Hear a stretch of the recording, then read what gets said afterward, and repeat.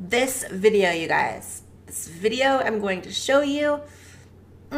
Okay, so children transitioning and pushing sort of this postmodern gender ideology onto children is something I've talked about many times on my channel, and hopefully I've made abundantly clear I am against. And I'm going to start this video off by saying that I am completely aware that there are children who, growing up at a young age, will start to show signs of gender nonconformity or struggling with their gender, and that happens naturally. It's kind of organic, and it's not steered by parents or people putting things into their head. I also think that there are disturbing cases in which it's absolutely the result of the child being indoctrinated. Cases in which the kids are absolutely steered in a certain direction and led to believe things about themselves that just may not be true.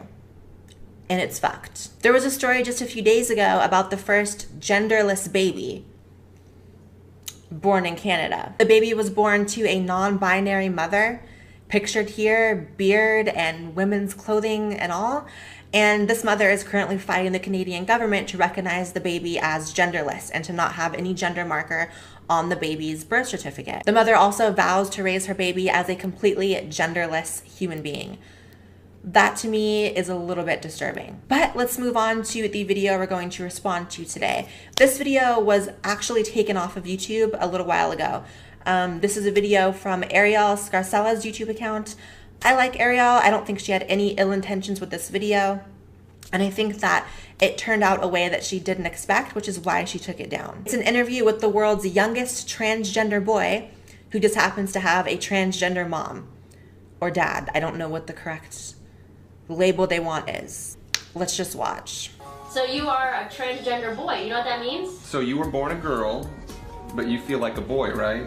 That kind of means you're transgender. Okay?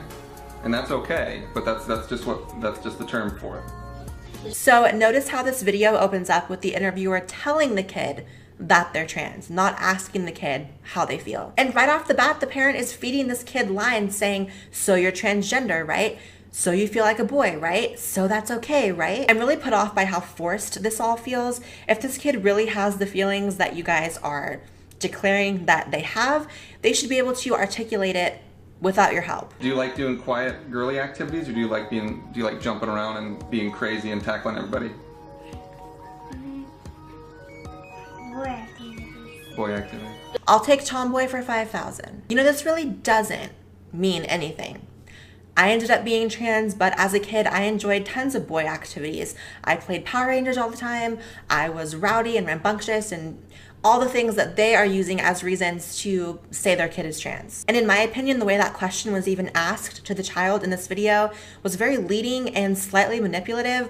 It was basically like, do you enjoy quiet girl activities or fun boy activities? It's just coming across as so trained and so forced, so it's blowing my mind. Most trans people will know, I don't know if everybody else will, is you have to go to psychologists to affirm it, yeah. To affirm it. Yeah, of course. So we haven't affirmed They don't it. want it to just be a phase and then have the kid go through different hormones and all that stuff. Yes. Yeah.